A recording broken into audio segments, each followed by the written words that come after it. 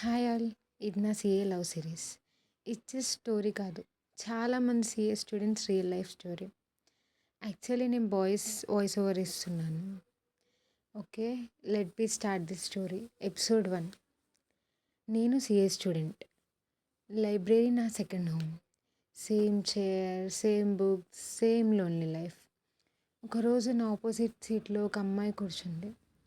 చాలాసేపు అలానే చూస్తుంది. కొంచెం నర్వస్గా అనిపించింది. 5 మినిట్స్ తర్వాత నా దగ్గరకు వచ్చి, మీరు సీఏ స్టూడెంటా అని అడిగింది. ఆ క్వశ్చన్లో ఏదో తెలియని హ్యాపీనెస్. నేను హా అని చెప్పాను. ఆ రోజు నుండి లైబ్రరీకి వెళ్ళడం అంటే చదువు కోసమే కాదు, తనని చూడడానికి కూడా వెళ్ళేవాడిని. అలా మా ఇద్దరి మధ్య స్నేహం పెరిగింది. ఒకరోజు తను అడిగింది, పాస్ అయ్యాక ఏం చేస్తావు, ప్రాక్టీస్ పెడతావా, జాబ్ చేస్తావా అని అడిగింది. నేను ప్రెజెంట్ అయితే ఏం అనుకోలేదు అని చెప్పాను. తనకి నా సబ్జెక్ట్ అర్థం కాదు, కానీ నా జర్నీ మీద ఫుల్ ఇంట్రెస్ట్ ఉంది. అలా మా స్నేహం పెరిగి ఫోన్ నెంబర్స్ ఎక్స్చేంజ్ చేసుకున్నాం.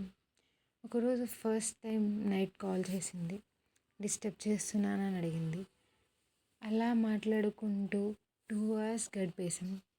ఆ రోజు నుండి నా డైలీ రొటీన్లో ఒక కొత్త హ్యాబిట్ స్టార్ట్ అయింది. చదువు ముందు తను, చదువు తర్వాత తను. లైఫ్లో ఫస్ట్ టైం సీఏ కన్నా ఇంపార్టెంట్ తనేమో అనిపించింది. అలా ఎగ్జామ్స్ కంప్లీట్ అయిపోయాయి. రిజల్ట్ డేట్ దగ్గర పడుతుంది. తను చెప్పింది, పాస్ అయ్యాక నేను నీకు ఒక సర్ప్రైజ్ ఇస్తాను అని.